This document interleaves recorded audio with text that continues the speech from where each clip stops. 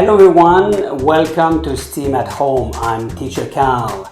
I want to introduce you a lot of toys that we will do together in different episodes. All those toys are working toys, so you will build them by yourself and we will have a lot of fun. Are you ready? Let's start. What are we going to do today? A house lamp. Let's have fun.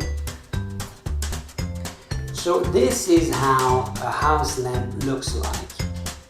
Are you scared in the night? If yes, that's the perfect accessory to put beside your bed. This is very, very interesting at night. You will put that little house just beside your bed. You will turn on the switch and you will see the light colors will change. And that's going to be wonderful in your bedroom. Let build yours.